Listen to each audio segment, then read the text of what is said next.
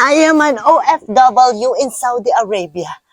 Of course, bibihira lang kami dito makakain ng manok. At dahil nga sa bibihira lang talaga kami makakain ng manok dito sa Saudi, niniwala ka naman, purgang-purga na nga kami dito eh.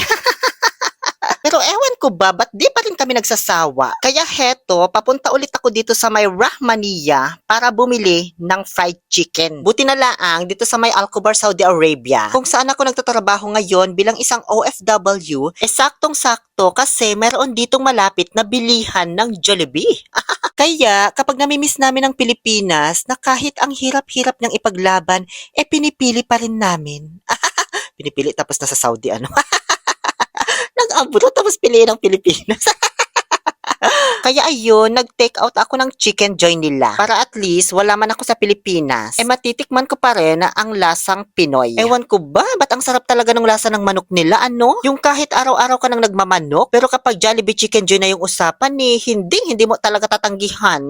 Pagkatapos kong mag-take out, ay dumiretso na ako dito sa may Dar Raihan Hotel by Rotana para dito mukbangin yung nabili kong fried chicken. Ganun talaga, social-socialan kasi tayo for today's video.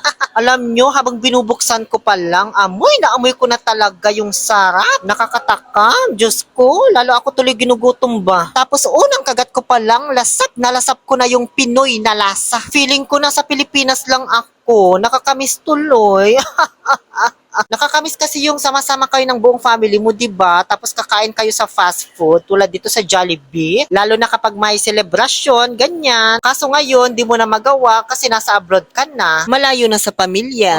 Pero buti na lang, magmula nung na-discover ko ang website na tinbo.ph, mas madali na ang magpadala ng regalo sa ating pamilya sa Pilipinas. Kahit nasa abroad ka, may okasyon man o wala. Pwede na nating padalhan ng e-gift vouchers ang ating pamilya gamit ang Tinbo. Mag-register lang sa tinbo.ph website gamit ang iyong web browser at pwede ka nang bumili ng mga e-gift vouchers sa Jollibee, Red Ribbon, Krispy Kreme at marami pang iba. Bukod pa dyan, ay pwede mo rin silang padalhan ng kanilang pang-shopping dahil pwede mo rin silang bilhan dito ng e-gift vouchers from Shopee, Lazada at iba pang mga shopping malls and supermarkets sa Pilipinas. Kaya ano pang inaantay nyo? Mag-register na sa tinbo.ph.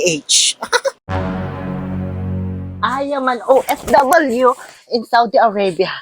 Of course. Naka-iPhone 15 ako kahit nakasanla ang ATM. Tama ba? I am an OFW in Saudi Arabia. Of course. Sasabihin kong okay na okay ako. Maayos lang ako kapag kinumusta ako ng pamilya ko sa Pilipinas.